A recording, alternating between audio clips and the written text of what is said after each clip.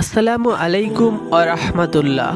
আজ আমরা আলোচনা করব জাহান্নামীদের খাদ্য ও পানীয় কেমন হবে।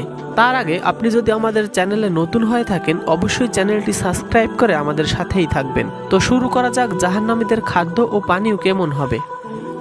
মানুষের জীবনে ক্ষুধা ও পিপাসা অপরিহার্য বিষয়। দুনিয়ায় আমরা ক্ষুধা ও তৃষ্ণা মেটাতে সুস্বাদু খাবার ও ঠান্ডা পানি গ্রহণ করি, কিন্তু পরকালে জাহান্নামীদের ক্ষুধা ও পিপাসা হবে ভয়াবহ শাস্তির একটি মাধ্যম।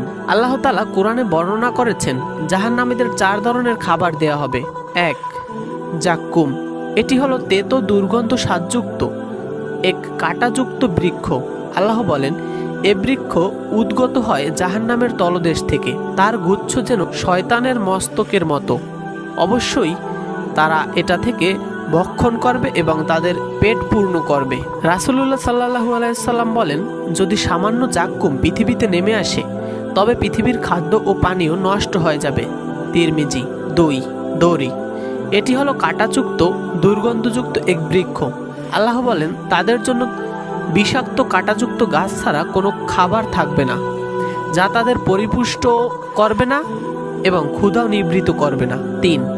জাগুসাহ। এটি এমন এক খাবার যা গলায় আটকে যাবে।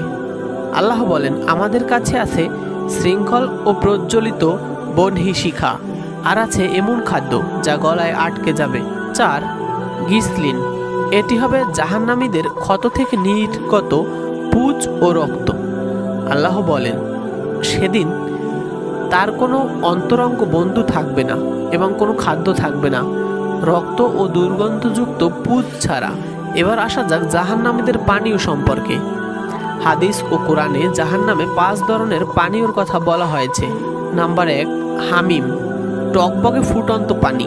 আল্লাহ বলেন, তোমরা পান করবে ফুটন্ত পানি, তা পান করবে তৃষ্ণার্ত উটের মতো।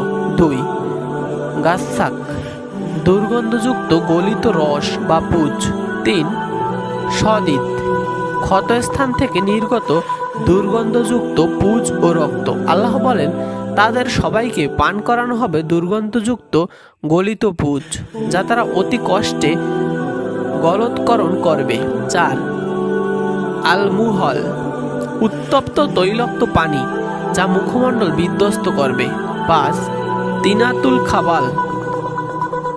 রাসূলুল্লাহ সাল্লাল্লাহু আলাইহি সাল্লাম বলেন, আল্লাহ অঙ্গীকার করেছে, যে ব্যক্তি নেশাযুক্ত পানীয় পান করবে তাকে জাহান্নামে তিনাতুল খাবাল পান করানো হবে। সাহাবীরা জিজ্ঞেস করলেন, তিনাতুল খাবাল কি? তিনি বললেন, এটি হলো জাহান্নামীদের ঘাম ও পুঁজ। প্রিয় দর্শকবিন্দু, জাহান্নামের খাদ্য ও পানীয় শাস্তি হিসেবে নির্ধারিত। আসুন আমরা দুনিয়ায় আল্লাহর আনুগত্য করি, গুনাহ থেকে বেঁচে থাকি এবং জান্নাতের পবিত্র খাদ্য পানীয় লাভের চেষ্টা করি। আল্লাহ আমাদের সবাইকে জাহান্নামের শাস্তি থেকে হেফাজত করুন। আমিন।